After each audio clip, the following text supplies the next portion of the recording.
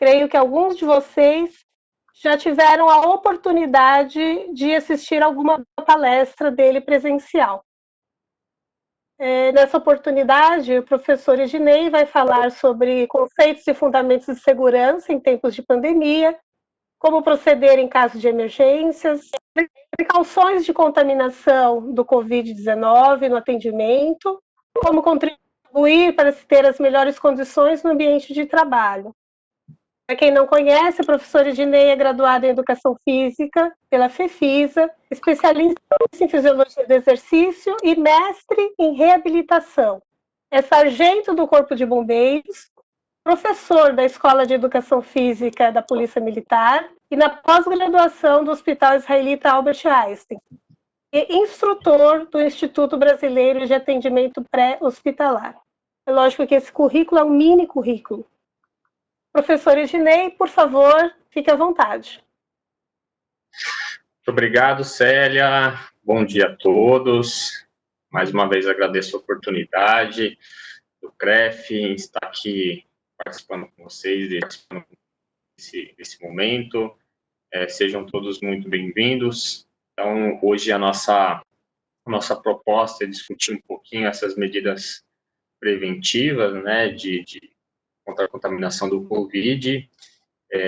Sabemos que também, em meio a tudo isso, existe uma gama de informações e que todo dia essas informações, por vezes, elas são atualizadas. Nós também, infelizmente, temos os critérios aí de fake news, algumas informações que não procedem. Então, a nossa proposta hoje aqui é discutir um pouquinho isso com o embasamento científico da Organização Mundial da Saúde, Ministério da Saúde, quais são as recomendações. Lembrando que muitas dessas informações, elas estão em processo sempre de estudo, em processo de renovação, então pode ser que algumas informações amanhã ela mude. O que é mais importante é que a gente esteja habituado e acompanhando o que nós temos aí de fontes verdadeiras com relação a tudo isso, tá bom? Eu recebi o treinamento em Covid, em prevenção de Covid-19, pela Escola de Constância, médico, um curso onde alguns profissionais que estão trabalhando na linha de frente receberam para poder entender melhor as medidas preventivas, formas de contágio, os recursos que nós temos para atuar diante da pandemia, tá bom?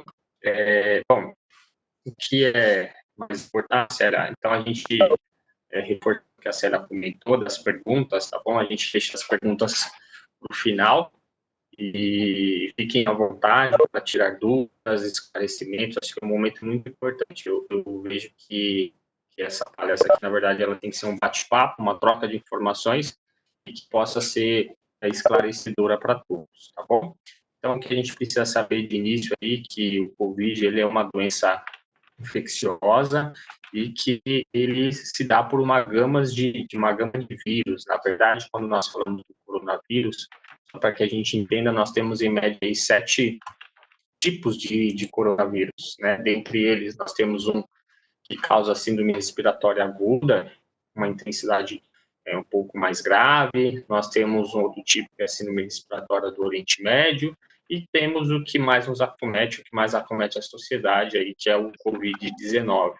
Então, o coronavírus, ele, desde a sua descoberta, ele passa por uma análise dos tipos de vírus. Então, ele pode ter representações diferentes, como aconteceu, por exemplo, no Oriente Médio, e quando ele surgiu, ele teve alguns tipos de representações clínicas diferentes do que nós temos hoje, que é o mais comum do Covid-19.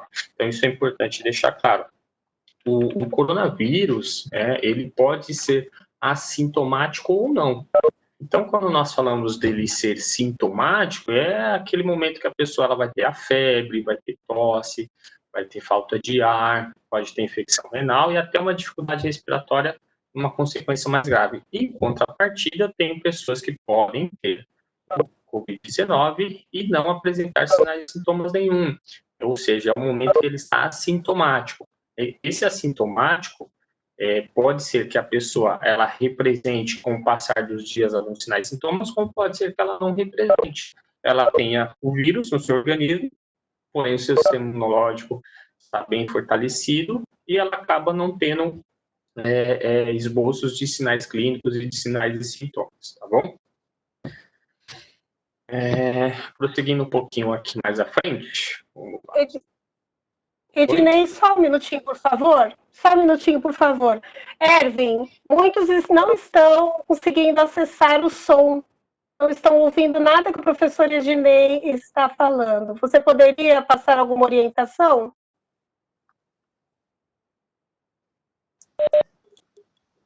Erwin, está por aí? Sim, verifiquem se o volume do computador está no máximo. Quem não tiver com volume, pode tentar via fone de ouvido. Todos que estão aqui em volta estão ouvindo.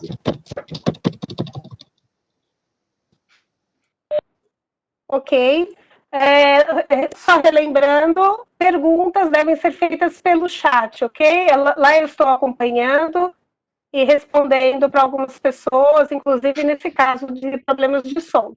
Professora Ednei, é com você.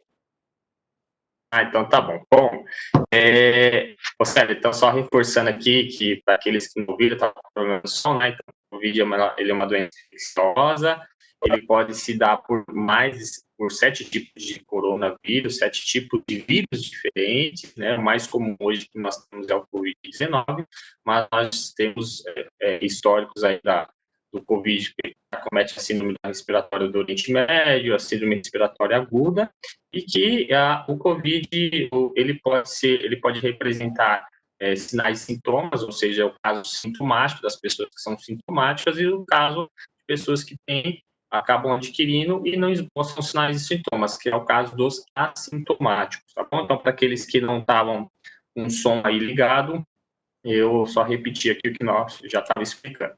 O que eu preciso saber sobre o Covid, né? Ponto importante, o Covid, o período de incubação dele, ele pode variar do 3º, 4º dia até o 15º. Então, a pessoa ela pode adquirir o coronavírus, o Covid, ela pode, ali no 1º, 2º dia, não esboçar nenhum sinal e sintoma, ser assintomático, porém, ele está ali incubado, ele pode ficar incubado até 15 dias, mais ou menos, que é um período que essa pessoa ela pode ou não apresentar algum tipo de sinal e sintoma.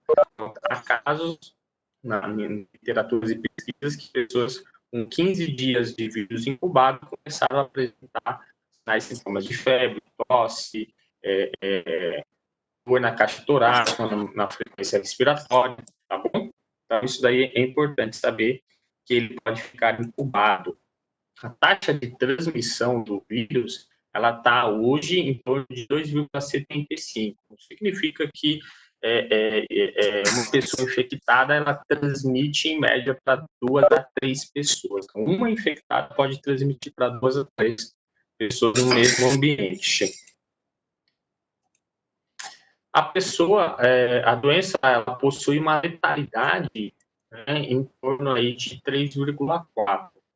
E isso pode variar com relação ao aumento da idade e também com alguns tipos de comorbidades presentes, ou seja, de doenças presentes. Então, significa que de cada 10 pessoas contaminadas, 3, 4 pode evoluir para uma situação mais letal, para uma situação mais grave, até a morte. Se eu estou falando de pessoas idosas, se eu estou falando de pessoas que apresentam algum tipo de comorbidade, isso pode ser diferente. A maioria hoje, na verdade, a metade das pessoas que adquirem o Covid, elas estão dentro desse perfil de pessoas que têm algum tipo de comorbidade. Então, são pessoas que têm doenças respiratórias, doenças cardiovasculares, obesidade, diabetes. Então, metade das pessoas que se contaminam estão nesse perfil. E aí, só para a gente entender, ilustrar aqui, as pessoas que se contaminam pelo Covid-19 e têm câncer, elas têm uma taxa de letalidade que varia em torno de 5,6%. Pessoas que têm hipertensão, a taxa de letalidade é de 6%. Doenças respiratórias crônicas vai para 6,3%. Enfisema, bronquite, pessoas que têm diabetes, 7,3%, e pessoas que têm doenças cardiovasculares, isso já sobe para 10,5%. Essas pessoas, elas se enquadram também no perfil de risco. Não é somente os idosos que estão nesse perfil. Então, se você tem algum parente, ou se tem alguém que está assistindo aí, que apresenta um tipo de comorbidade como essa aqui, está num perfil maior de risco, e os cuidados têm que ser ainda mais reforçados, tá certo? Então, vamos lá, progredindo um pouquinho mais aqui. Aqui eu coloquei uma imagem, só para ilustrar um pouquinho a gravidade dessa pandemia, desse quadro do Covid. Aqui nós temos uma radiografia de um pulmão chinês de 44 anos que morreu pelo Covid. Percebam, quando nós fazemos uma radiografia do pulmão, está mostrado aí, a ideia é que ele seja apresentado bem escuro, né? E ele tenha toda a sua estrutura escurecida, a imagem fica escura, fica preta. E aqui o que a gente percebe? Olha só o pulmão aqui, ele tem uma grande extensão de manchas brancas. Essas manchas brancas que nós estamos vendo em ambos os pulmões são lesões causadas pela contaminação do vírus. Então, são problemas que foram lesionados a estrutura pulmonar e que impede o sistema respiratório, impede o pulmão de trabalhar. Os pulmões, ele trabalham em porcentagens de troca de oxigênio com ar atmosférico. E uma vez que o espaço interno, que as estruturas internas, elas são comprometidas, essa troca gasosa, essa troca de gás, ela fica comprometida, a pessoa acaba tendo dificuldade para respirar, ela acaba tendo dificuldade para fazer uma troca de oxigênio com o meio externo. Então, no caso desse pulmão aqui acometido pelo Covid, a gente percebe que grande parte dele foi destruída e contaminada pelo vírus, impedindo que houvesse uma troca gasosa, que é um dos fatores responsáveis pela parada cardiorrespiratória e a morte de muitos desses pacientes, tá bom? Então, só para a gente entender a fisiopatologia e gravidade desse tipo de contaminação. Nós tínhamos dados até ontem aí, de estatística com relação ao coronavírus no Brasil. Então, hoje nós já passamos mais de 7 mil mortes, né, no Brasil, mais de 100 mil contaminados também, então é um número bem expressivo e significativo, né? No estado de São Paulo a gente já passou também dos 2.500 casos de morte, isso para a data de hoje, então é um número bem grande. E o que me chamou a atenção foi um estudo bem recente, né? No Colégio de London, da Universidade Imperial, que eles destacam aqui, o estudo foi feito pelo Imperial College de Londres, estima que o número de óbitos por coronavírus no país pode chegar a mais de 5 mil mortes, isso no caso do Brasil. Então, a tamanha importância do isolamento social, das medidas preventivas, das medidas de segurança. E aí, esse mesmo estudo, ele traz que nós estamos num momento, ou seja, essa semana e a próxima é um período que o número de mortes, ele está mais propício a aumentar.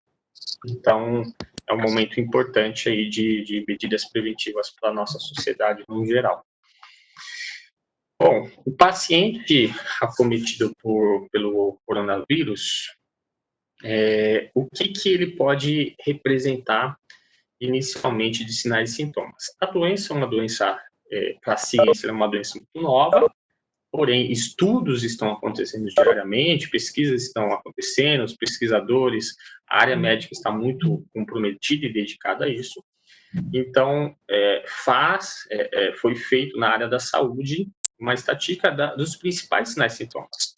Mas eu não posso esquecer que alguns outros sinais e sintomas, em menos proporção, eles podem acontecer e pode mudar de pessoa para pessoa. O mais comum hoje, então, é as pessoas contaminadas, ou seja, sintomáticas, elas apresentarem tosse, média de 65% a 80%, aquela tosse seca, principalmente. De 45% a 85% das pessoas vão apresentar febre, então não são todas também. A dispneia, que é aquela dificuldade respiratória associada a um cansaço físico, pode estar presente de 30% a 40% dos casos. nós falamos que a dispneia, o cansaço físico, aquela dificuldade respiratória, ela geralmente acontece nos casos mais graves. Então, hoje, o COVID ele é separado em caso moderado, leve, e caso grave. O caso grave é onde a pessoa já começa a ter a dificuldade para poder respirar. Os casos leves e moderados, eles ficam em tosse e febre, varia entre esses dois sinais e sintomas e não chega até o estágio, por exemplo, da dificuldade respiratória. Sintomas gastrointestinais está presente em 10% das pessoas, o que é mais comum aí é a diarreia. Então, algumas pessoas acabam apresentando diarreia, que pode estar variando tanto do caso leve a moderado quanto grave. É mais comum nos casos graves, tá bom? Aqui, ó, só para que vocês entendam, então, olha lá, os sintomas mais comuns, então, variam entre febre, cansaço e a tosse seca. Aí, nos casos mais graves, a pessoa tem a febre mais alta, acima aí de 38 graus Celsius, a dificuldade respiratória, né, que é dado já por um comprometimento das vias respiratórias e pode chegar até um estágio aí de pneumonia. Bom, o coronavírus, eles podem ser transmitidos de pessoa para pessoa, isso é importante. Então, eu coloquei aqui em forma de pergunta, né, só para a gente entender, porque é uma pergunta comum que as pessoas nos fazem aí diante desse critério. Será que como que eu pego? Só por contato material, contato de objeto? As formas de transmissão do COVID, elas podem acontecer de duas formas, né? Pelas vias diretas e pelas vias indiretas. Então, o que é uma via direta? É aquele contato direto que eu tenho com um paciente acometido pelo COVID. Então, eu tenho uma pessoa ali que eu sei que ela tem o COVID, eu estou falando com ela ali muito próximo, sem uso de máscara, e essas gotículas expelidas durante a fala, que isso é comum, elas vão contaminar diretamente a outra pessoa. Então, isso é uma contaminação que nós chamamos de contaminação direta. E a contaminação indireta é através de recursos, ou seja, eu toquei num celular de uma pessoa que estava contaminada, eu bebi num copo de uma pessoa que estava contaminada, então eu peguei através de um objeto que essa pessoa também teve contato, isso é a forma indireta que nós chamamos. E aqui, no caso, se ele pode ser transmitido de pessoa a pessoa, a nossa resposta é sim. Tá? Então, alguns coronavírus podem ser transmitidos de pessoa para pessoa, geralmente após um contato próximo com o paciente infectado, por exemplo, como eu falei, da forma direta ou através da forma indireta que nós temos também, que é através de recursos materiais, certo? Prosseguindo aqui um pouquinho mais.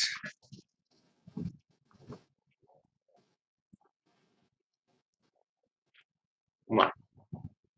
O coronavírus é responsável pelo Covid-19. Peraí, deixa eu... Como o vírus responsável pelo Covid-19 se espalha? Então, mais uma vez aqui, eu confeccionei em forma de pergunta aqui para vocês entenderem. Então, a doença pode ser transmitida de pessoa para pessoa por meio de gotículas que são expelidas tanto pelo nariz ou pela boca, ou seja, pelas vias respiratórias. E essas gotículas, elas podem se espalhar pelo ar, podem se espalhar pelo ambiente. E quanto mais próximo eu estou dessa pessoa que espalhou essas gotículas no ambiente, eu também posso ser uma via de contaminação. Então, o que é mais comum, a forma de propagação é através de gotículas que são expelidas pelas vias respiratórias. Pode ser transmitido pela fala, pode ser transmitido pela tosse ou pode ser transmitida pelo expiro. Eu acho que tem o áudio de alguém aí que está ligado.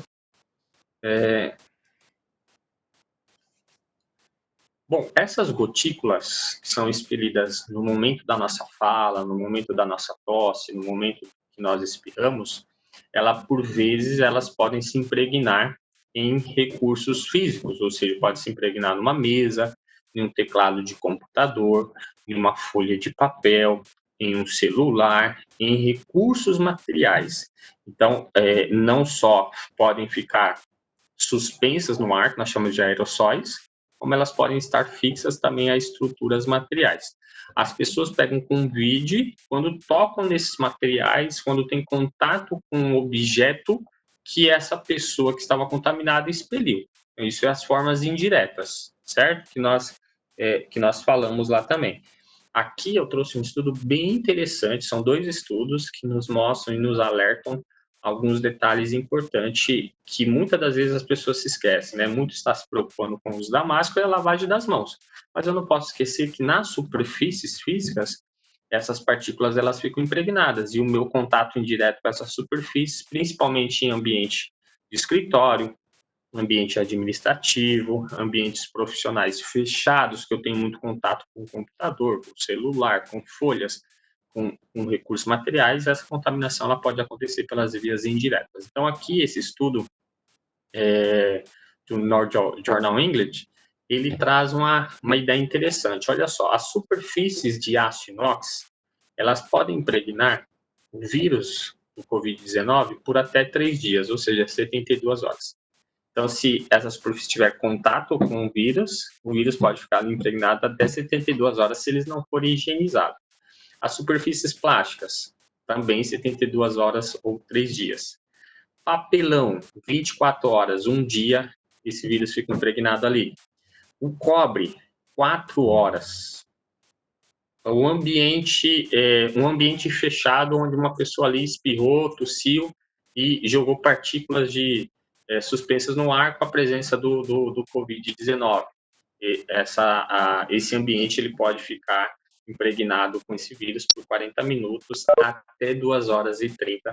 Algumas referências relatam assim. E um segundo estudo, que é bem interessante também, olha só que ele trouxe ele expandiu um pouco mais essa pesquisa. E aí ele nos mostra aqui, ó, o alumínio, ele pode concentrar o vírus aí de 2 a 8 horas, o metal por 5 dias, olha que interessante, no seu ambiente aí, se tiver alumínio, metal, cuidado. Olha só as estruturas de madeira aí, né, que são os móveis, mesa, armário, essas coisas assim, ele pode concentrar o vírus por até 4 dias. Isso é interessante, hein? Olha só o papel, pessoal.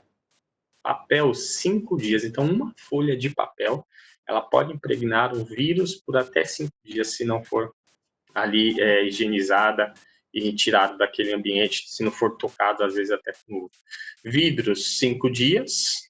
As luvas aí de látex, que nós chamamos de procedimento descartável, 8 horas. Um avental, 2 dias. E cerâmica, 5 dias. Por isso que tem cerâmica, né? Fala, cerâmica tem muito dentro da nossa casa, da nossa residência. Por isso que é tão importante assim a limpeza e a higienização. O que, apesar de estar falando de tudo isso daqui, todos os estudos mostram que o vírus do Covid, ele é muito fácil de ser combatido no tocante à higienização. Então, qualquer recurso químico hoje que eu uso, uma água sanitária, um detergente, o álcool, ele é fácil de ser destruído. O vírus ele não tem uma característica tão resistente quanto a produtos químicos. Então, por isso que é tão interessante a limpeza, a higienização, recursos de desinfecção que você empregue, que você faça, essas medidas preventivas, elas conseguem evitar o risco aí de contaminação. Então, limpe lá o seu teclado, limpe o seu celular, vou chegar para trabalhar, limpo a minha mesa, higienizo o meu ambiente profissional, antes mesmo de começar a trabalhar. Feito isso, com certeza você tem uma facilidade de destruição desse vírus que ficou impregnado nesse ambiente. Então, isso é um lado positivo que nós temos das medidas preventivas, que elas funcionam muito bem. Bom, o diagnóstico, como que é dado o diagnóstico aí do Covid-19? Basicamente, né, não vou entrar em termos tão técnicos, mas só para a gente entender, o diagnóstico ele é feito por uma coleta rápida de um exame, né, o exame é chamado RT-PCR, que é uma amostra colhida na nossa mucosa respiratória. Então, pode ser feita pelo nariz, como está sendo mostrado na imagem aqui, ou pode ser feito pela boca, lá no fundo da orofaringe, né? Da nasofaringe e orofaringe. Então, tendo uma amostra da mucosa das vias respiratórias, já é possível eu coletar recursos e fazer uma mistura em laboratório para identificar a contaminação aí do vírus do Covid-19. O que é importante destacar é que 70% a 80% dos indivíduos infectados são assintomáticos.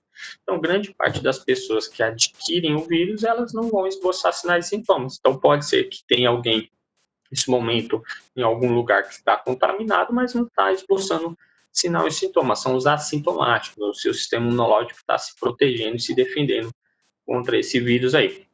E o que eu chamo a atenção também, até por estar trabalhando aí na linha de frente, é que se você não é assintomático, se você não tem sinais e sintomas, ou se você não está no estágio grave do Covid-19, não é um momento ainda de procurar um recurso hospitalar. Porque o recurso hospitalar, ele é indicado, até pela saturação que nós estamos tendo hoje no sistema de saúde, ele é indicado para ser procurado pelas pessoas que já estão esboçando sinais e sintomas graves. Aquelas pessoas sintomáticas e com sinais e sintomas graves. Está com dificuldade respiratória, já apresenta uma dispneia ali, aí sim é um momento de você procurar. Agora, se seus sinais e sintomas eles são leves ou são assintomáticos, não é o momento de você estar frequentando esse ambiente que já está com uma grande demanda, né, já está saturado, além do que é um ambiente que você pode ter um risco ainda maior também de fortalecer essa contaminação, ou se você não tem, até de pegar. Então, cuidado, né, isso é muito importante, isso é uma recomendação, inclusive, do Ministério da Saúde, esses cuidados. Bom, com relação às medidas preventivas, então vamos entrar direto aqui a um ambiente profissional, um ambiente de trabalho. A Organização Mundial da Saúde, ela lançou agora um guia, né, então aqui é o guia da Organização Mundial da Saúde de como se proteger do Covid-19 no ambiente de trabalho. Então o que eu vou falar aqui são algumas informações baseadas na recomendação da ONU e que são também prescritas pelo Ministério da Saúde. Então, dentre elas, limpar regularmente superfícies como mesa, balcões, objetos, telefone, teclado, cadeiras, ambiente onde você toca. Então, essa é a principal medida que nós temos. Então, fazer a limpeza antes mesmo de começar o seu turno de trabalho. Então, isso pode ser feito com álcool, água sanitária, detergentes. Então, qualquer recurso químico para limpeza e desinfecção, ele pode ser um bom recurso para você utilizar ali no seu ambiente de trabalho para fazer essa limpeza, certo? Principalmente teclado de computador, principalmente celular, principalmente a mesa onde você está tocando. Promova a lavagem regular e completa das mãos de funcionários, colaboradores e clientes.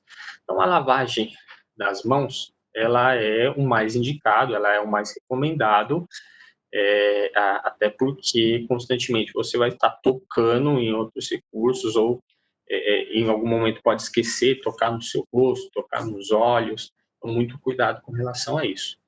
Eu vejo muitas pessoas usando álcool, né? O álcool é um ótimo recurso, até tenho aqui também, que eu estou fazendo minha higienização. Recentemente, eu estava acompanhando um caso aqui nosso do bombeiro, uns amigos postaram no grupo aqui, que foram atender uma ocorrência onde um senhor, ele estava trabalhando muito com a limpeza das mãos com álcool, e ele fez a limpeza com álcool, foi cozinhar, e acabou queimando as mãos, tá? Então, cuidado aí com o uso do álcool em residência, né? O álcool, apesar do álcool 70 ele não pegar fogo rapidamente, mas ele superaqueceu a mão e fez queimaduras na mão desse senhor. Pessoas que fumam, pessoas que estão mexendo com fogo, cuidado com relação ao álcool aí também. Mas é uma ótima fonte aí de limpeza e lavagem das mãos. Então, a lavagem das mãos é a medida que nós temos aí que funciona bem diante dessas situações.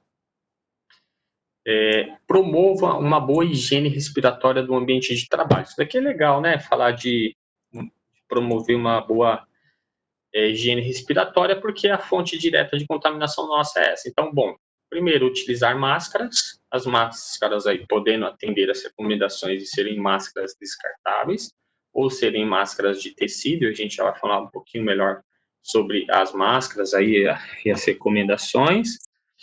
Promova uma boa ventilação e aeração do ambiente. Promover ventilação e aeração significa o quê?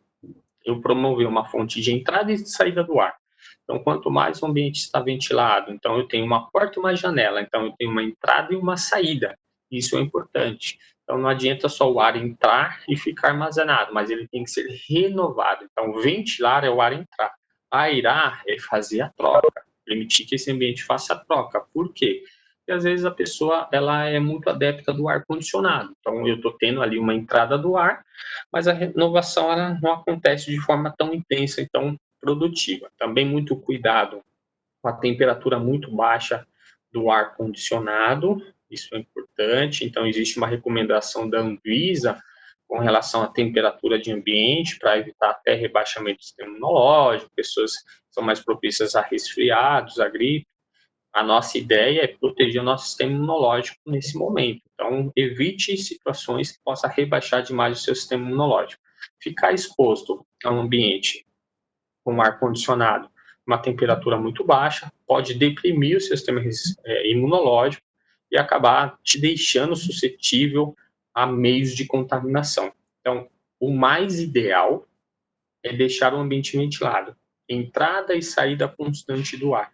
Abra portas, abra a janela e permite uma boa aeração.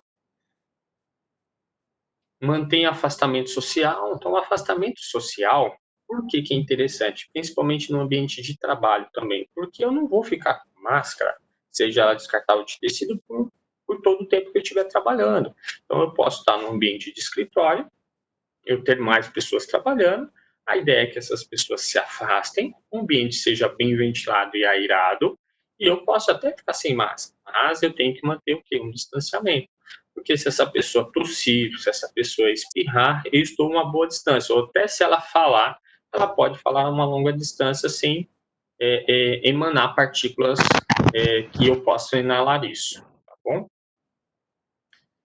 Evite tocar com as mãos em mucosas e vias respiratórias. Então, o que a gente fala?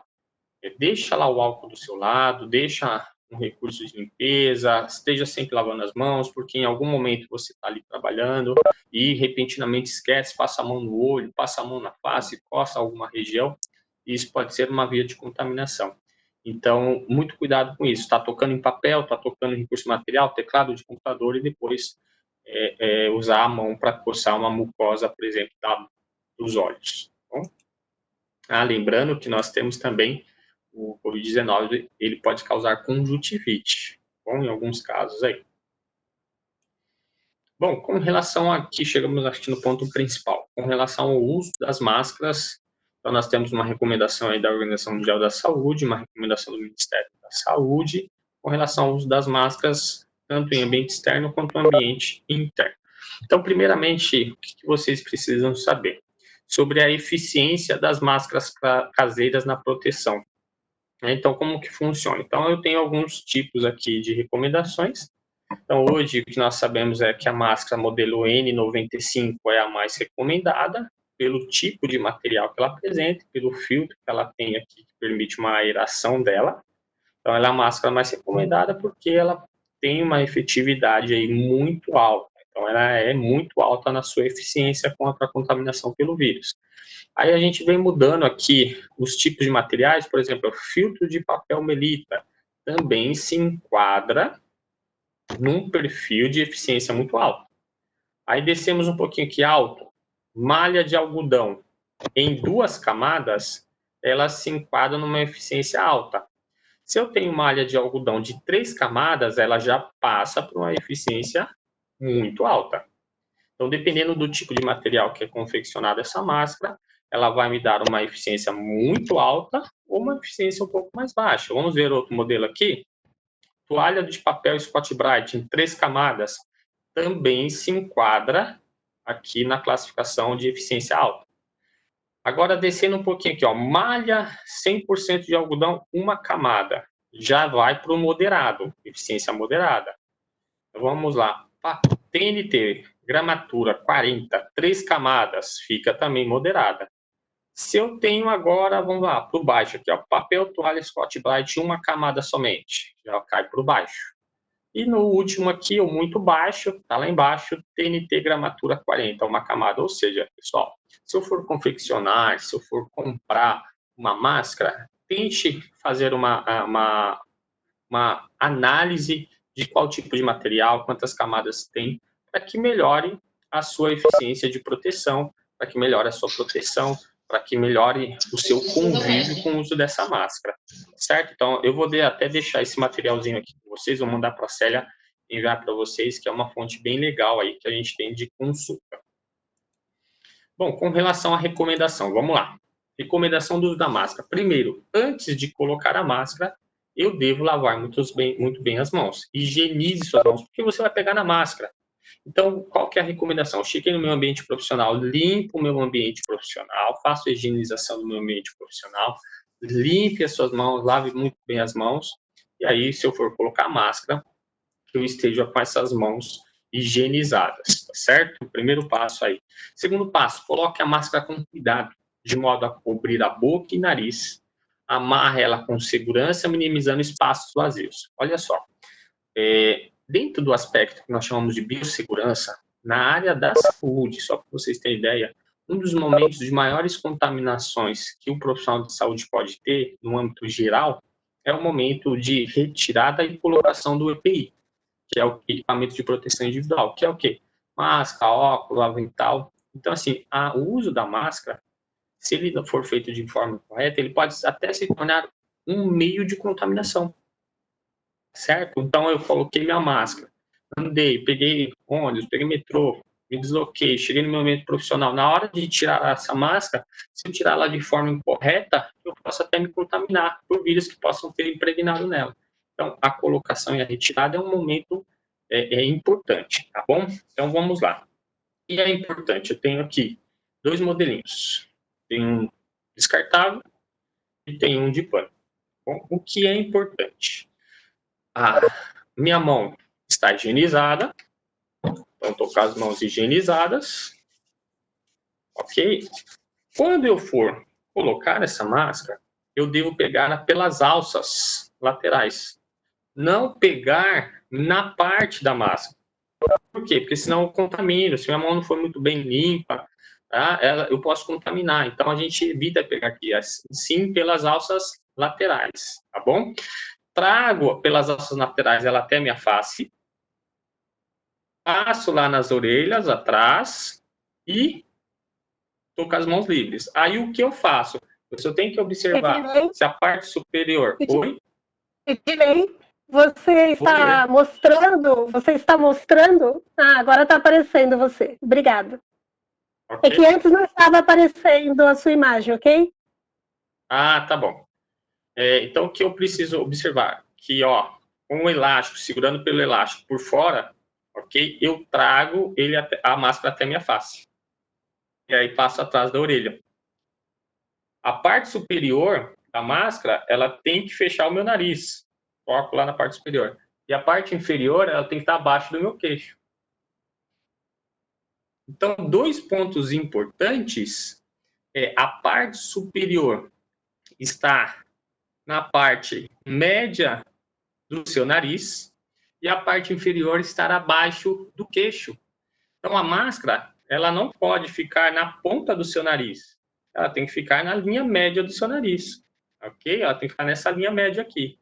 Tá bom? Tem que ficar nessa linha média. Ela não pode ficar aqui, na ponta do nariz. Certo? Então, mais uma vez, coloquei. Quem tem máscara em casa, quiser colocar, então ela fica na linha média do nariz e aqui, se ela tiver um aramezinho aqui, eu fecho ela. E embaixo, ela tem que estar passando da linha do queixo. Ok? Então, essa é uma das recomendações. Da mesma forma, se for a máscara de pano. Então, pego pelas alças laterais, trago até minha face, Trago até minha face. Então, eu coloco de forma que a máscara, ela feche um vão na linha média do nariz e na parte de baixo do queixo. Eu não posso deixar aberturas, espaços abertos. Então, aqui nós temos uma imagem. Olha só, alguns erros do uso da máscara. Aqui, O pessoal está cruzando.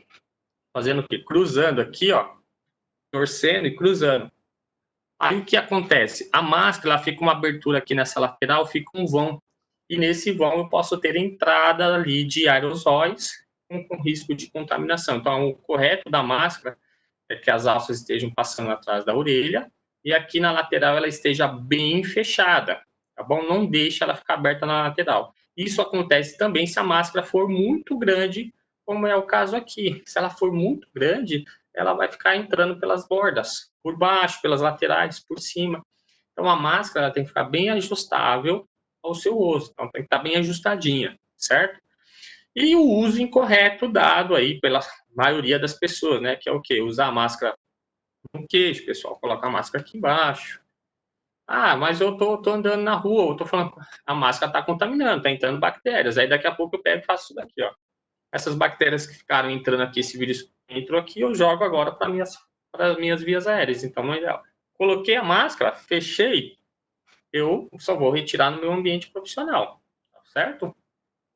E dessa forma, como nós temos aqui na lateral, né? A máscara protegendo sua boca. Sabemos que a via de contaminação é vias aéreas superiores, é nariz e boca. Então, se eu uso a máscara só na boca, né? O meu nariz é uma fonte de contaminação. Eu posso inalar ali uma partícula de vírus e acabar me contaminando da mesma forma. Então, essas são formas incorretas do uso da máscara. E aqui um detalhe bem interessante, olha só. Probabilidade de contágio em ambiente com 2 pessoas pelo Covid-19. Se eu tenho 2 pessoas no mesmo ambiente conversando e as 2 estão com máscara, o risco, a probabilidade de contaminação, ela é baixa. Então, eu tenho 2 pessoas conversando, as 2 com máscara, uma delas está contaminada. Risco baixo, probabilidade baixa. Se eu tenho 2 pessoas no ambiente conversando, uma está contaminada, a probabilidade de contágio ela é muito alta.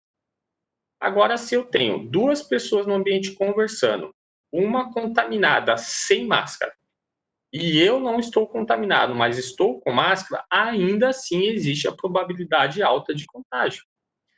Se eu tenho 2 pessoas conversando, eu não estou contaminado, estou sem máscara, e a pessoa está conversando comigo, está de máscara, porém ela está contaminada, existe uma probabilidade média de contágio.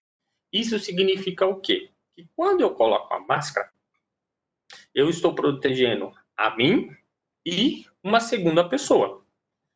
Porém, o mais ideal é que essa pessoa pense da mesma forma. Que quando ela coloca a máscara, ela está protegendo a mim e a ela também. Então, isso é o recomendado. Então, dessa forma, a gente fala assim que é ideal que você oriente as pessoas que estão ao seu redor também a usar máscara.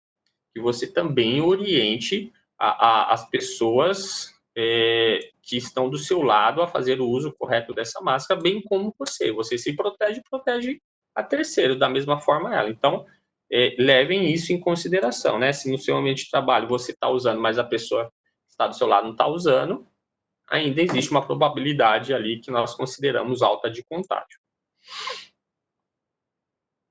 Bom, diante das recomendações aí, quando estiver usando a máscara, evite tocar, ficar tocando na máscara toda hora, ficar ajustando. Colocou uma vez, ajustou em cima, ajustou embaixo, parou. Senão, toda vez que você ficar tocando nela, você já tocou no celular, você já tocou no computador, já tocou em papel, você está ali transmitindo, fazendo via indireta de contaminação. Remova a máscara usando a técnica apropriada, ou seja, qual que é a técnica apropriada? A técnica das alças. Então, vamos lá de novo, ó. Coloquei, ajustei. Ajustado. Para retirar, pego nas laterais e abaixo a cabeça e retiro. Por que que eu abaixo a cabeça e retiro? Para não cair nada nos meus olhos ou na minha via aérea. Porque, ó, se eu tirar a máscara aqui, ó, pode ser que nesse momento alguma partícula possa ser inalada na minha via aérea. Da mesma forma, se eu tirar para cima, o risco é maior. Então, eu abaixo a cabeça e retiro. Então, isso aqui, ó, pego nas alças, abaixo a cabeça e retiro para frente. Retiro ela para baixo, tá certo? E aí, se essa máscara for descartável, eu vou descartar ela, de preferência, dentro de um saquinho e jogo num lixo com tampa, certo? Então, coloca ela dentro de um saquinho e joga num lixo com tampa para evitar partículas que são jogadas no ar. Isso é importante, tá bom? Sempre joga num saquinho. Agora, se ela for de tecido, nós já vamos falar na sequência como que é feito a parte de higienização e limpeza.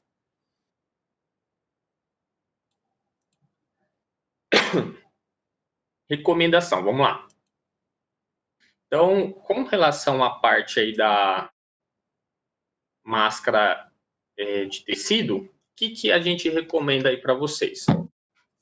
Se você tiver uma máscara de tecido, você use ela, né, no período recomendado, que a gente fala aí até 2 horas aí no seu deslocamento. Depois, quando você for fazer a limpeza, que você tenha um saquinho para colocar. Então, coloca ela dentro de um saquinho. Então, se eu tenho um saquinho, eu coloco essa máscara dentro de um saquinho, certo? E levo ela para ser feita a limpeza lá na minha casa. Então, uma das formas que nós temos é a proteção dessa máscara aí também, para ela não se tornar um meio de contaminação de outras pessoas ou a mim mesmo.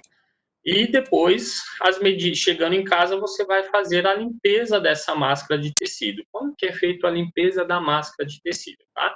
Ela vai ficar de molho de 30 a 40 minutos em algum tipo de solução, né? O que pode ser feito isso? Ou você deixa ela dentro de um recipiente de 30 a 40 minutos com uma água quente e sabão, tá? Ou você pode usar a água sanitária, que também é recomendada. Então, você vai diluir essa água sanitária com água dentro de um recipiente e aí vai deixar de 30 a 40 minutos. A diluição, nós falamos que é de 2 a 2%.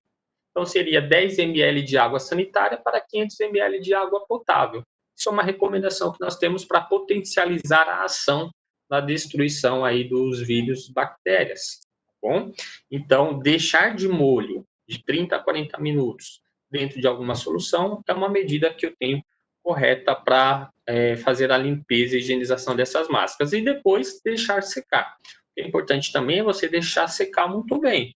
Ah, Ednei, eu posso lá depois passar, se é um tecido que for muito amassado? Pode. Depois de estar seca, de ter higienizado, você pode passar ela com ferro lá de passar roupa, não tem problema. O que é importante é deixar de molho com algum tipo de solução, detergente, água, sabão, água sanitária e depois deixar secar muito bem, certo? Essas medidas aí de limpeza. Bom, com relação a homens aí, homens com barba, a barba pode ser uma via de contaminação. Não adianta eu estar usando máscara se eu não fiz a higienização, a limpeza da barba também. Então, me desloquei lá na rua, cheguei no ambiente profissional, vou pôr a máscara, ou vou trocar a máscara. Tem que fazer a limpeza da barba. Bom, então, por isso que é ideal. Uma das recomendações aí que algumas entidades vêm fazendo é o homem, nesse período aí, tirar a barba, evitar deixar a barba, porque se ela não for muito bem limpa também, usar máscara pode ser uma via aí de risco de contaminação. Então, se atentar a esses detalhes aí também. A máscara de tecido tem efetividade de até 2 horas de uso, isso é importante, tá? Devendo ser trocada depois desse período. Então, o que a gente fala é assim, ó, tenha mais de uma máscara, né? Quem tem uma, não tem nenhuma. Então, o que acontece? É importante que você tenha mais de uma, porque às vezes você usou uma para se deslocar para o seu ambiente de trabalho. Chegou lá, vai ter contato com muita gente, uma reunião, alguma coisa assim, coloque uma outra máscara que você tem ali limpa, tá? Porque uma você usou para se deslocar da sua casa até o ambiente de trabalho. Então, guarda no saquinho para depois, à noite, quando chegar em casa, fazer a limpeza. E a outra você usa no ambiente de trabalho. Então, tenha sempre mais de uma máscara. Então, o que nós falamos? A máscara, quando ela umedece demais pela sua respiração, pelas partículas de água da sua respiração, ela começa a perder efetividade. Isso vale tanto para a máscara de tecido quanto para a máscara descartável. Se ela ficou úmida, se ela ficou molhada, ela começa a perder efetividade. Então, o ideal é que ela esteja bem, bem seca. Tá bom? Então, a de tecido aí, mais ou menos aí 2 horas. Lógico que eu não preciso ficar no meu ambiente profissional o dia inteiro com a máscara. O que é importante é que se eu tenho um ambiente bem airado, bem ventilado, as pessoas mantendo uma distância de isolamento social bem distante, e eu já fiz a higienização do local, eu posso até ficar sem a máscara, desde que eu siga essas outras recomendações e medidas de prevenção. Isso é importante, tá certo? A máscara é para deslocamento e quando eu tenho um ambiente com bastante pessoas aglomeradas, ou quando eu vou ter um contato mais direto com outras pessoas, numa conversa, numa reunião, algo assim. Tenha sempre máscaras reserva, nós falamos, a máscara descartável, ela não deve ser reaproveitada. A máscara descartável, como é o caso dessa aqui que eu usei como exemplo, né, ela é muito fina, o tecido dela, usei uma vez, eu descarto. É um tipo de máscara que eu não vou reaproveitar, ela não tem como eu fazer uma limpeza dela, nesse caso aqui, porque ela é muito fina, né? Eu faço a limpeza dela uma vez, ela já se destrói. Agora, de tecido, eu posso reaproveitar. A não ser que seja a máscara N95 também, que você tenha, que é uma máscara mais que os profissionais da saúde estão usando, que ela pode, um período de tempo curto, ela pode ser até feita a higienização dela, né? Por muito tempo ela não aguenta também. Bom, as referências que nós usamos aqui, então, foi referência do Ministério da Saúde, né, Orientação de Prevenção do Covid 2020, orientações sobre o uso de máscara no contexto do Covid-19, também uma recomendação da Organização Pan-Americana de Saúde 2020, e o Guia da Organização Mundial da Saúde, como se proteger contra o Covid-19 no ambiente de trabalho, tá bom? Então, esse é o as nossas orientações aí, o nosso bate-papo com relação a isso. Espero que tenha sido esclarecedor para vocês e a gente vai abrir um tempinho aqui para as nossas perguntas aí a comando da Célia. Muito obrigado aí pela atenção de todos, tá? Vamos lá, Célia. Olá, professor. Vamos Oi. lá? Vamos lá. Estamos um pouco além do nosso horário, né? São 12h07 agora, e então o senhor nos diz até que horário o senhor pode nos responder, ok? Tranquilo, não, pode tocar aí. A gente acho que tem mais uns 15, 20 minutinhos aí, dá para tocar. Ok. Então, a Graziele, ela faz um comentário, né? Sobre a questão das mortes que não estão sendo computadas, com aqueles dados que o senhor deu no começo, né? Sim, sim. Mortes que não estão sendo computadas? Sim, porque no começo o senhor apresentou alguns números, né? De mortes e probabilidade aí de qual o número que vai alcançar. Então, ela só fez esse comentário, fora os números que não estão sendo computados. Ah, sim, sim. Então, quando a gente fala, é bem interessante o comentário, né? Quando a gente fala de pandemia, todos os números, eles podem ser subestimados, né? Por quê? Porque a dificuldade logística, por isso que é dado pandemia, né? A dificuldade logística, estrutural, entre outros fatores, elas não nos permite ter uma efetividade de números. Então, esses números ele pode ser subestimados para mais, para menos, porque é um cenário de pandemia. Então, há casos aí de pessoas que na saúde a gente toma a seguinte linha de pensamento, né?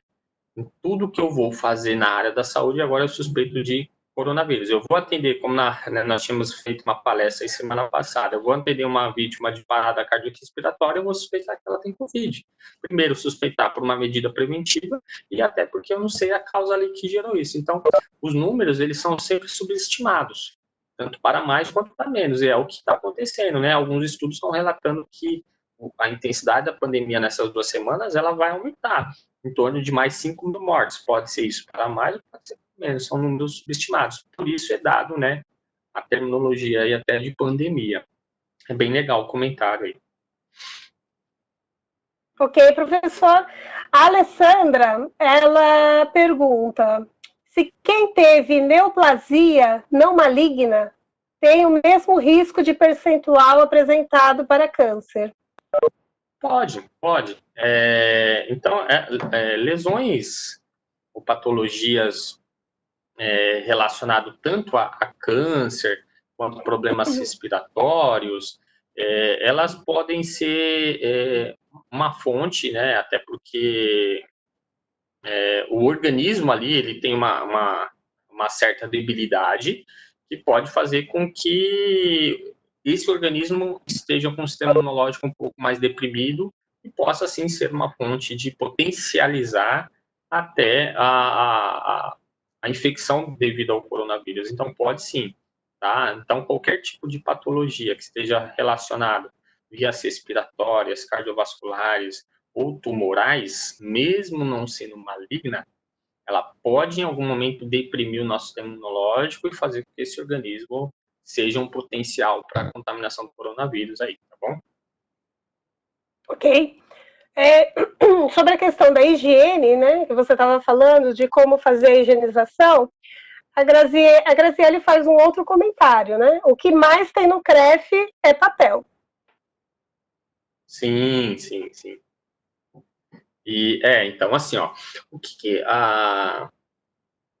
o guia de orientação, ele fala para ambientes profissionais que mexem muito com papel. Se eu sou um profissional, que eu estou ali diariamente, o meu trabalho é só com papel ali, por exemplo, eu posso até usar luva no momento que eu estou fazendo esse trabalho com papel e depois descartar essa luva. Agora, se o meu trabalho, ele intercala entre papel, computador, saio daqui, vou ali, faço outra coisa ali, o que é ideal? Ter um frasquinho de álcool lá do seu lado e estou trabalhando com papel, não tem problema, né? Eu estou ali manuseando papel, estou manuseando o computador, não tem problema.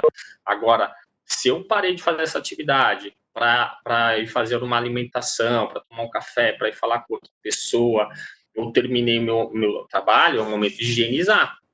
Lembrando e reforço que o vírus Covid-19, ele é muito fácil de ser destruído com medidas de higienização, seja na lavagem da mão com água e sabão, com álcool, ele é muito fácil. Então, uma vez que eu uso isso, eu consigo neutralizar e eliminar esse risco. Agora, a questão é, mesmo que eu esteja mexendo muito tempo ali, na sequência, eu vou fazer minha higienização. Agora, se eu não fizer a higienização, mexi com o papel o dia inteiro, não fiz a higienização, fui me alimentar, fui no banheiro, fui falar com outra pessoa, fui mexer no rosto, fui coçar o olho, né? Aí o risco aumenta. Então, não tem problema de eu estar manuseando papel. O problema é como que eu vou fazer a higienização após manusear esses papéis. Tá bom? Ainda sobre higienização, a Natália ela coloca aqui como higienizar de forma eficiente os materiais como estofados e papel no ambiente de trabalho. Na verdade, você cuida então da sua higiene, né? Então, assim, aquelas superfícies que é possível eu fazer uma higienização com algum produto de limpeza, de desinfecção, se essa superfície me permitir, eu faço. Tá bom? Então, uma cadeira pode te permitir, um móvel, um teclado de computador, ele te permite passar ali um pano úmido com água sanitária, com álcool, te permite? Faça. Se a superfície, como o caso do papel, não te permite, você vai manusear esse papel e depois de ter manuseado, você vai fazer a sua higienização. Vai passar álcool, vai lá no banheiro, vai lavar com água e sabão, muito bem as mãos, aonde você tocou. Manuseio com máscara, vou mexer com muito papel aqui, por 1 hora, 2 horas, coloca a máscara, manuseia o papel, depois faz a sua higienização. Então, o que eu preciso observar? Se a superfície me permite fazer a higienização, eu faço com algum tipo de solução. Se a superfície não permite, que é o caso dos papéis, eu tenho que fazer a higienização das minhas mãos e a proteção das minhas vias respiratórias. Ok, professor. A Bruna coloca aqui uma preocupação, né, em relação à possível transmissão do Covid pelo manuseio de papéis, tá? Mas na sequência, porque esse assunto você já respondeu, né? Ela coloca também, com o número de casos confirmados e óbitos aumentando em São Paulo, não seria interessante, como precaução, medir a temperatura dos funcionários em regime de trabalho presencial? Pode ser uma opção.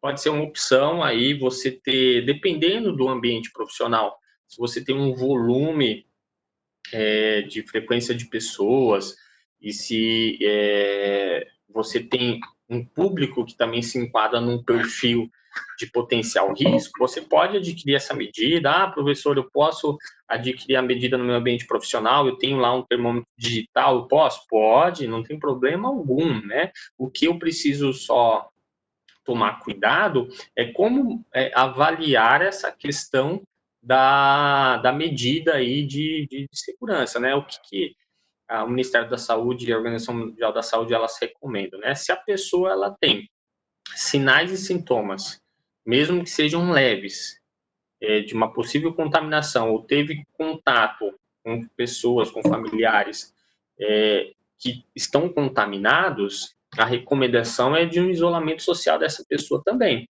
Que ela fique afastada do trabalho, que ela fique isolada, que informe lá os seus representantes profissionais desse contato, bem como dos seus sinais e sintomas que já estão sintomáticos. Então, isso pode ser avisado também. No ambiente profissional, se eu quiser usar um termômetro para aferir lá a temperatura dos meus funcionários, dos meus profissionais, não tem problema algum.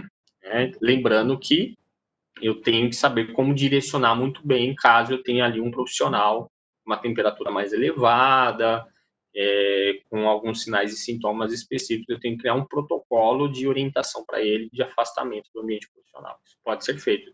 Vou fazer isso? Crie um protocolo do que fazer naqueles casos de pessoas que apresentaram elevação da temperatura. Preciso pensar nisso também. Ok. A Cíntia, ela até reforça, né, o que você também falou, mas nem todos têm sintomas, né?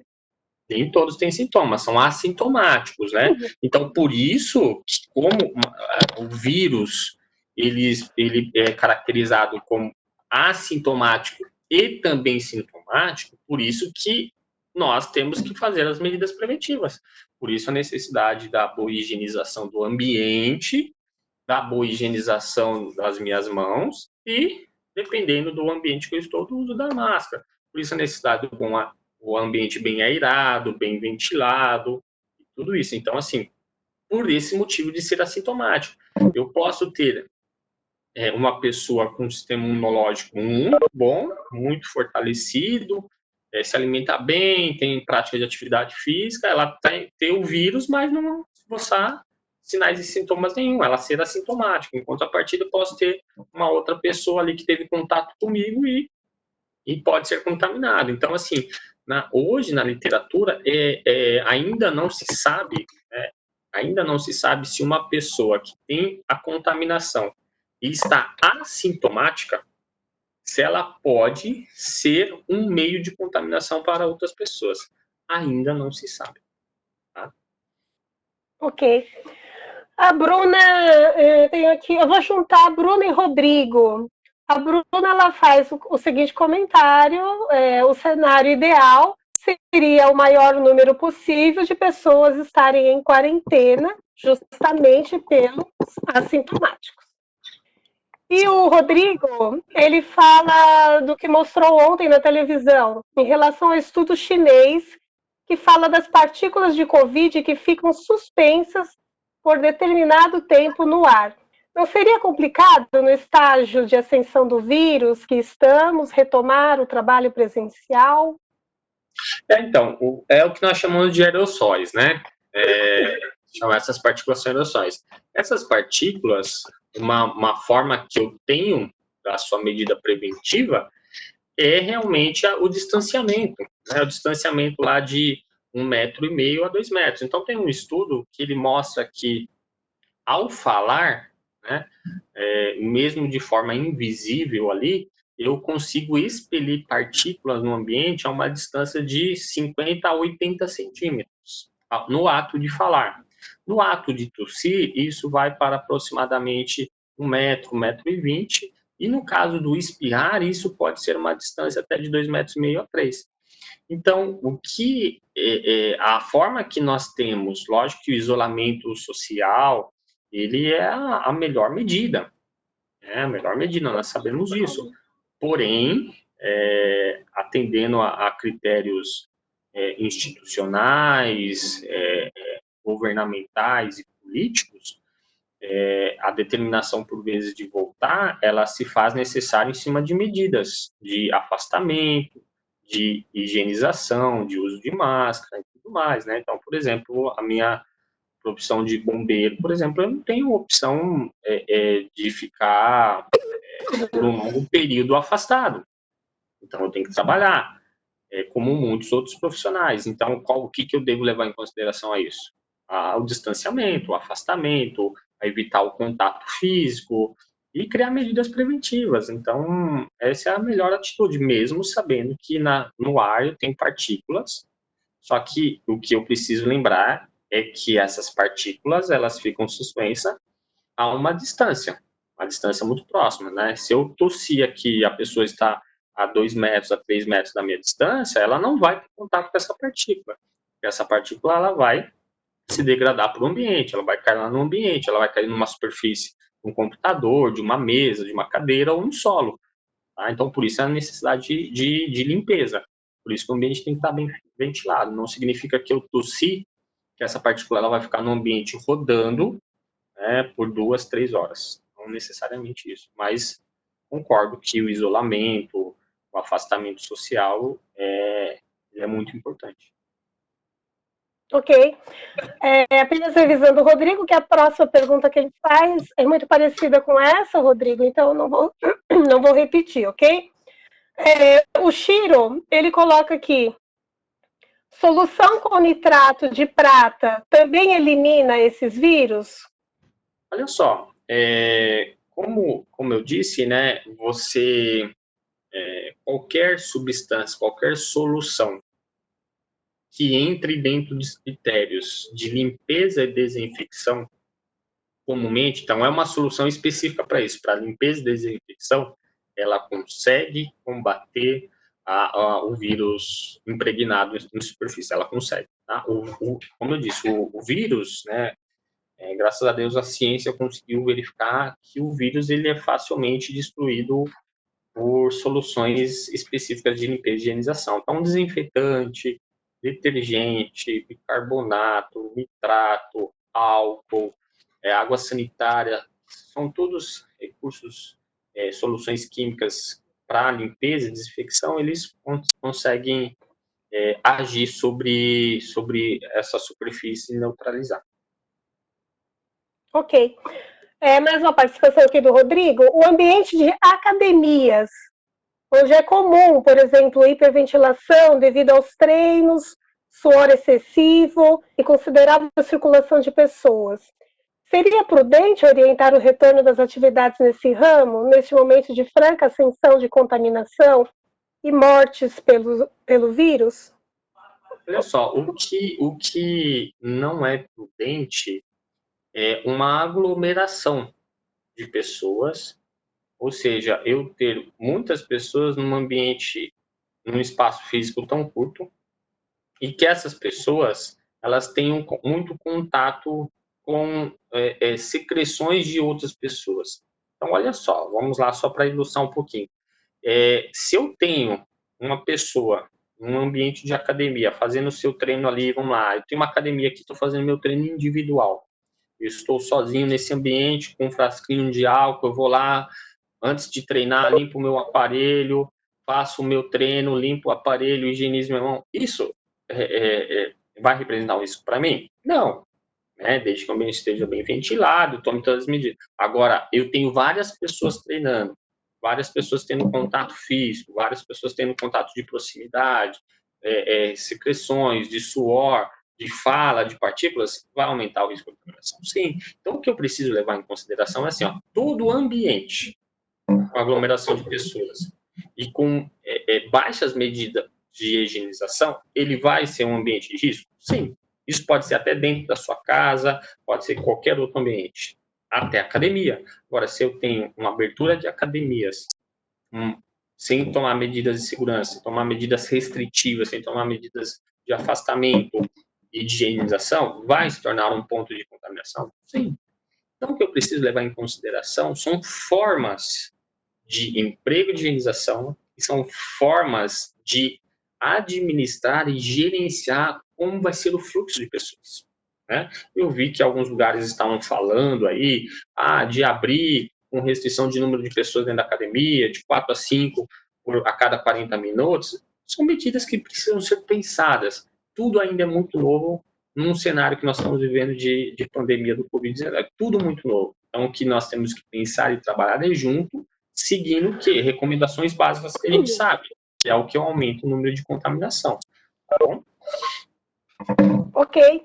A Natália até ela complementa um pouco, né, em relação, focando um pouco mais aqui na atividade física, né? Qual seria a distância segura para a realização de exercícios físicos, como correr, andar de bicicleta, com e sem a máscara? É tudo isso assim, ó. Quanto mais. Tô correndo como? Tô correndo sozinho, tô correndo com mais alguém. Então, tudo isso tem que levar em consideração, né? O que se sabe assim, você está correndo e tem alguém correndo atrás de você que está muito próximo, essa pessoa, quando você hiperventila, e essa pessoa que está atrás de você, ela vai recebendo, né? Essas partículas que você acabou de expelir, de expirar. Então, ela tem que estar uma distância de mais de 3 metros. Tá? 1,5 metro não vai ser, ela tem que aumentar, não vai ser o suficiente, ela vai ter que aumentar. Então, eu estou andando a uma distância de mais de 3 metros. Eu estou correndo mais de 10 metros. Eu estou andando de bicicleta a mais de 30 metros.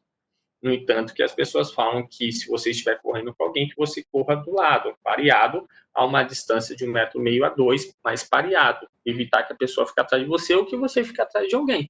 Ou se ficar atrás de alguém, que você fique mais distante. Então, assim, em distanciamento, nós chamamos até de isolamento, né? Nós usamos muito a expressão isolamento. Então, esse isolamento, quanto mais longe você estiver, melhor. Então, se eu fiquei atrás, eu tenho que estar mais longe de uma pessoa que está correndo. E se eu estou na frente, eu já aviso ela, fica mais distante. Andando de bicicleta, correndo, andando da mesma forma. Então, distanciamento é a melhor medida. Então, nós levamos em consideração andar 3 metros para cima, correr 10 metros para cima e andando de bicicleta a mais de 30 metros de distância. Nesse caso, Ednei, a Natália complementa com ou sem máscara? Então, olha, é muito complexo você falar de com sem máscara assim. O ideal, vamos falar de ponto ideal, é com máscara. O ideal. Porém, nós sabemos que durante a atividade física, você vai ter um aumento da frequência respiratória, principalmente uma atividade física exaustiva. Você vai ter mais hiperventilação, você vai hiperventilar mais. Tem muitas pessoas que têm baixa tolerância a uma hiperventilação usando máscara.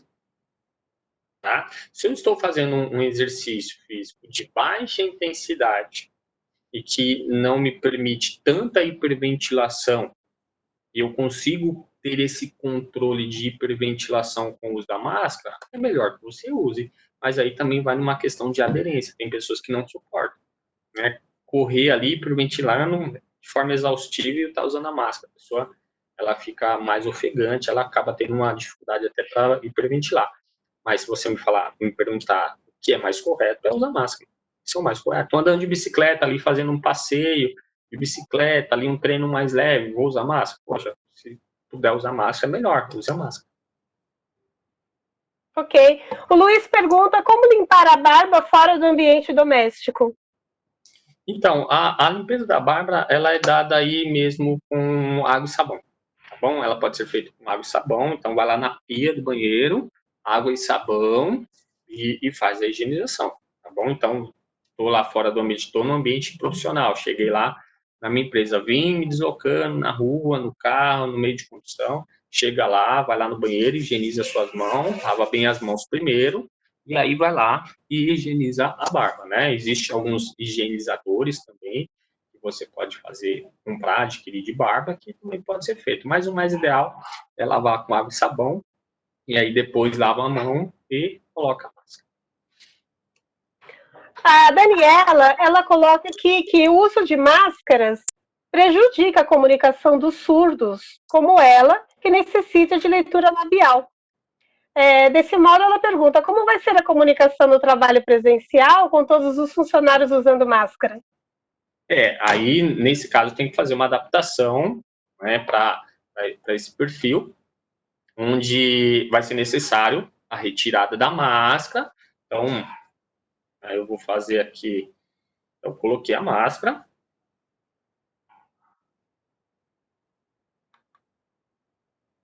Se eu vou fazer a comunicação, eu posso fazer a comunicação, me afasto a máscara da minha face, né, faço a comunicação e depois retorno com a minha máscara.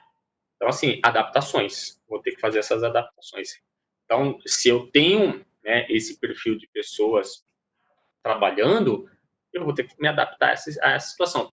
Falo a uma distância mais longa, ou se eu não estou usando máscara, né, eu vou tentar fazer uma leitura labial a uma distância um pouco mais segura, mais de frente para a pessoa, porém uma distância mais segura para permitir uma comunicação.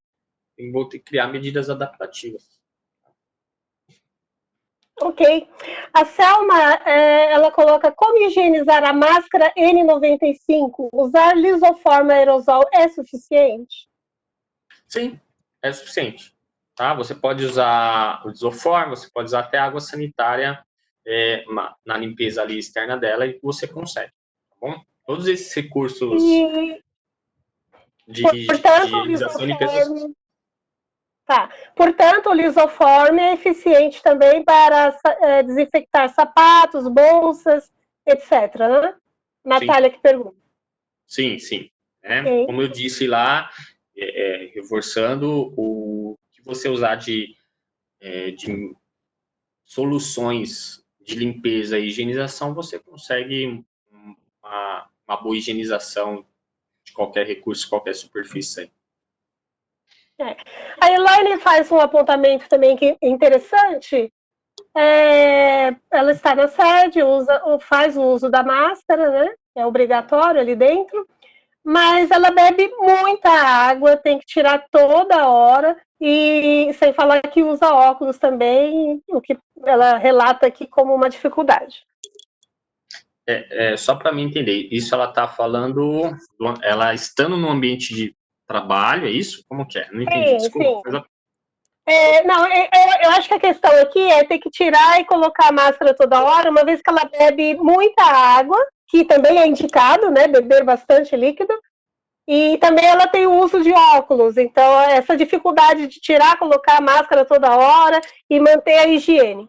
Assim, ó, Célia, vamos reforçar um detalhe aqui que eu comentei aqui durante a apresentação que precisa ser muito bem esclarecido. Olha só, a máscara, o ideal dela é que eu utilize principalmente nos deslocamentos de ambiente de trabalho para casa, bem como em cenários de reuniões, de grande aglomeração de pessoas. Se eu já estou no meu ambiente profissional, eu acabei de chegar lá no meu escritório, fiz a higienização do meu ambiente, meu teclado, meus recursos materiais, higienizei a minha mão, e o ambiente está bem ventilado, airado, abri janela, abri porta, eu posso ficar sem essa máscara, certo? Eu já posso ficar sem essa máscara, posso trabalhar ali ao longo do meu dia sem essa máscara.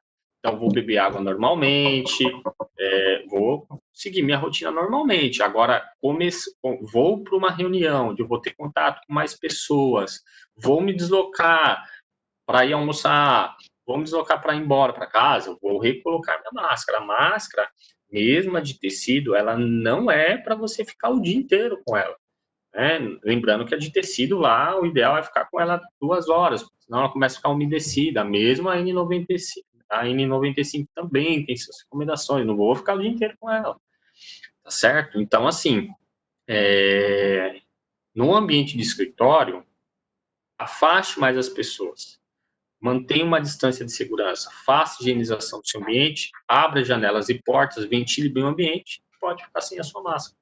E aí você vai se beber água normalmente, você vai conseguir seguir suas rotinas normalmente. Ok. Com essa resposta, você responde também a pergunta da Natália, que é a mesma questão. O André, ele nos coloca aqui em relação às roupas durante o deslocamento, que temos contato dentro do transporte coletivo. Quais cuidados devemos tomar? E a Cíntia também, né, no transporte público, como evitar? É a mesma colocação. Assim, Célia, o ideal é realmente você, se você puder, ter uma segunda troca de vestimento, uma segunda troca, uma muda de roupa, é interessante sim, é bem uma pergunta bem elaborada, bem pensada, eu posso ter. Meio de transporte, por vezes você acaba segurando lá no banco, né, nos recursos de segurança desse meio. Então, um detalhe importante é uma boa higienização. Chega no ambiente, lava até o antebraço, né? Lava na sua mão até o antebraço, lava o antebraço. Se for possível você trocar a sua muda de roupa, você vai ficar com ela o dia inteiro, troque a muda de roupa também. Uma boa orientação e uma boa forma de pensar. Agora, se eu não tenho como, eu evito ficar tocando constantemente nessa vestimenta, né? Evito ficar tocando minha mão e evito tirar constantemente, tocando na face e tudo mais. Então, assim, são medidas adaptativas, mas que vale a pena pensar nisso. Ah, vale a pena colocar uma camisa aqui por cima só para me deslocar, chegar lá no trabalho, eu tiro? Pô, vale a pena, vale a pena. Principalmente se pega meios de condução, né? Ok. Só para avisar os participantes, algumas perguntas que estão sendo colocadas aqui, na verdade, eu vou passar para o gabinete ou para a diretoria, ok? Que não cabem aqui para o professor Ednei responder, tá? A gente está chegando ao nosso final já, tem poucas perguntas aqui para a gente concluir. Então, vamos lá com a pergunta da Marta. O vírus de uma pessoa contaminada assintomática pode ficar nos pelos de um animal de estimação que tenha sido abraçado, podendo passar para outras pessoas que o abracem? De uma pessoa assintomática, se ela Assintomática. Assintomática, né? Então, assintomática é como, acho que eu fiz um comentário desse aqui, né? Ainda não se sabe o quanto, se sim ou se não, se uma pessoa assintomática esteja contaminada, ela pode contaminar outras pessoas, o ambiente ou até mesmo os animais. Ainda não se sabe. Tá? Então, várias literaturas ainda isso não está bem relatado. Tudo que a gente ouviu falar sobre isso ainda não é verídico, porque a gente não tem comprovação científica. Mas que vale pensar nas medidas de segurança. Agora, sabe-se que uma pessoa sintomática, isso pode acontecer? Pode, de ela ali contaminar, jogar partículas no pelo de animais e essas partículas ser retransmitidas para uma outra pessoa, das pessoas sintomáticas, já se sabe disso, isso é possível. Agora, das assintomáticas, seria aliviando da minha parte falar que sim ou que não, porque a gente não tem comprovação. Tá? Ok. A Cíntia, até em favor daquelas atividades que não podem ser feitas remotamente, seria interessante manter um home todos aqueles que conseguem fazer atividade de casa? Bom, essa pergunta também a gente passa para o gabinete, para a diretoria, ok? Deixa eu ver se entrou mais alguma coisa, só para a gente concluir. Entrou mais algumas perguntinhas aqui. E aí a gente conclui com a última, tá? Na verdade, é o agradecimento da Elisângela. Depois dessa, não perguntaremos mais, ok? Deixa eu ver aqui. A da Lucila também vou encaminhar. A Cíntia, pelas respostas, parece fácil evitar o contágio. Então, por que os governos de todo o mundo decretaram isolamento? A Cíntia que pergunta. Porque o isolamento realmente é a medida, né? Ela faz parte dessa medida preventiva, né? Quanto mais a gente se afasta, quanto mais a gente está se isolando e criando medidas de higienização, mais a gente evita o aumento dessa curva de pandemia. E levando em consideração que essa quarentena, esse afastamento, não só diminui o risco de contaminação, mas como também permite que a ciência, a área médica, a área da saúde, tome mais informações, tome mais conhecimentos, faça mais pesquisas e tente descobrir uma solução técnica e médica para tudo isso. Então, assim, enquanto nós, por vezes, estamos ficando dentro da nossa casa aqui, para aqueles, né, que têm um trabalho ligado aí à área da saúde, vocês estão dentro da casa de vocês, a área da saúde estão trabalhando para descobrir uma solução de vacinação, de prevenção, de tratamento, de medicamento. Então, isso é importante. Se a gente tem o isolamento não sendo feito, não tendo essa quarentena, quantas mil pessoas poderiam estar contaminadas e mortas e não dando tempo da área da saúde, da área da ciência, pesquisar uma solução para isso? Então, é isso que a gente tem que pensar. Enquanto a gente está dentro da nossa casa, tem pessoas estudando, pesquisando e tentando encontrar soluções para isso. Isso é importante, né? A quarentena, ela dá tempo, ela permite que profissionais ligados diretamente a isso descubram a solução, criem medidas preventivas, tudo que a gente sabe, ou seja, tudo que a gente falou hoje aqui, por exemplo, tudo que a gente tem de verdade sobre isso, aconteceu porque alguém estava estudando. E esse alguém estava estudando porque o resto da população estava isolado dentro de casa, estava na quarentena, permitindo uma segurança maior para essas pesquisas. Isso que a gente precisa pensar. Ok, professor. Nós agradecemos muito a sua participação. Suas informações foram muito importantes. Eu deixo aqui uns 30 segundos para suas considerações finais e o encerramento, ok? Ok, Célia. Bom, primeiramente, agradeço mais uma vez o convite do Conselho Regional de Educação Física do Estado de São Paulo, ao presidente Nelson, a toda a organização, a todo o time do CREF. Eu, como delegado, também me faço parte desse time. Agradeço a todos vocês, a preocupação de todos vocês estarem hoje aqui fazendo esse bate-papo, nessa troca de informações. Isso é muito importante para o futuro da nossa nação, para o futuro da nossa profissão, para a nossa saúde. Isso tudo é muito importante. Então, eu tenho aqui só agradecimento.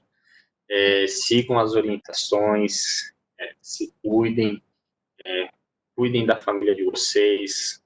Para quem está ligado direto no cenário aí, vê todo dia o que está acontecendo dentro dos hospitais ou dentro da área da saúde, ver o quão grande é esse cenário e a importância e a gravidade de tudo isso. É algo muito grave.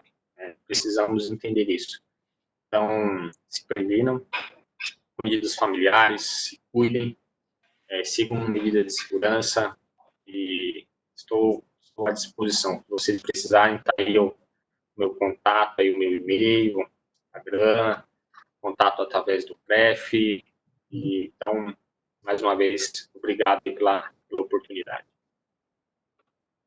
Obrigada, professor. Obrigada a todos pela participação. Uma boa semana e vamos em frente. Até mais. Tchau, tchau. Até mais, professor. Obrigada. Obrigado.